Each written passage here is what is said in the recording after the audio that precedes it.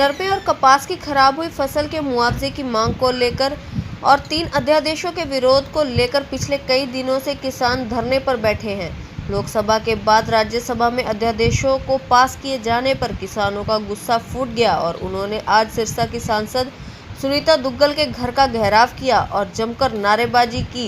साथ ही किसानों ने चेतावनी दी कि या तो सरकार अध्यादेशों को वापस ले और मुख्यमंत्री खट्टर उनकी खराब हुई फसल के मुआवजे की घोषणा करे, नहीं तो हरियाणा में किसान किसी भी सांसद को उसके संसदीय क्षेत्र में नहीं घुसने देंगे, चाहे उसके लिए उन्हें कुछ भी करना पड़े।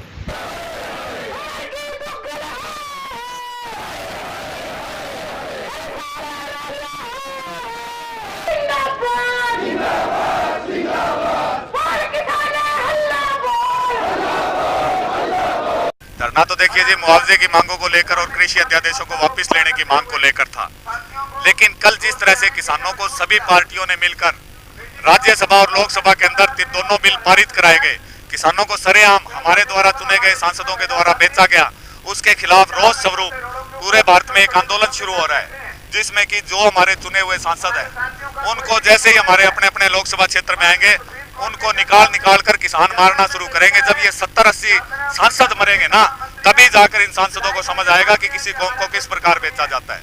मान लिया ये कानून बन गए, लेकिन इनमें संशोधन की आशा अब भी है। संशोधन जब होगा जब इन हरामखोरों के जिनको हमने चुन के भेजा है इनके मन में डर और खौफ और भय होगा।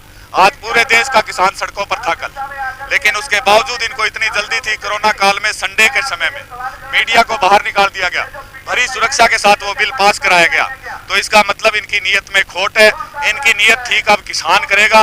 किसान अपने कृषि यंत्र, चाहे वो कसी है, चाहे वो जेड़ी है, चाहे वो तंगड़ी है, वो लेकर मैदान में आ चुका है। किसी भी सांसद को पूरे भारत में अपने लोकसभा क्षेत्र और राज्यसभा क्षेत्र के अंदर घुसने नहीं देगा।